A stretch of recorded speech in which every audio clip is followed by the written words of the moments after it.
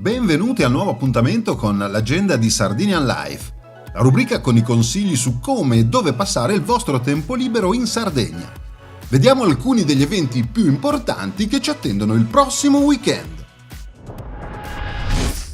E iniziamo da Oschiri il 21 luglio con la Sagra della Panada. È la festa del prodotto tipico più importante del paese. Dalle 18:30 apertura degli stand, degustazioni, visite guidate al museo archeologico ed etnografico e tanta musica. Tutte le informazioni che ci servono le possiamo trovare sulla pagina Facebook della Sagra della Panada. Dal 20 al 23 luglio al via Littiri Folk Festa. Torna il Festival Internazionale del Folklore, un'occasione di incontro, di scambio di culture e tradizioni, guardando a 360 gradi verso il resto del mondo. Sulla pagina del festival troviamo postato l'evento con tutte le info utili. A Cagliari il 20 e 21 luglio International Wine and Food Festival.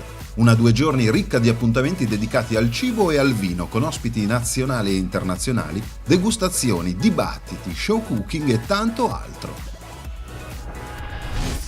Su Facebook troviamo l'evento con il programma completo. Si festeggia la cipolla dorata sabato 21 luglio a Banari. La sagra prevede la degustazione di piatti tipici a base di cipolla, un concorso enogastronomico e tanti altri appuntamenti allieteranno la giornata di sabato tra gusto e tradizione. Tutte le info utili le troviamo nell'evento postato sulla pagina della Proloco di Banari. Dal 19 al 21 luglio Sassari Beer Fest. Appuntamento in Piazza Fiume con 13 birrifici e tanto cibo da strada isolano a cura dei migliori professionisti dello street food.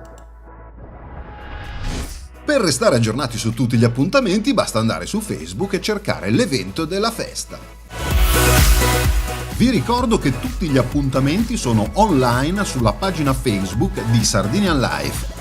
Se invece volete segnalare o promuovere il vostro evento in questa agenda, inviate una mail a info@sardinianlife.it.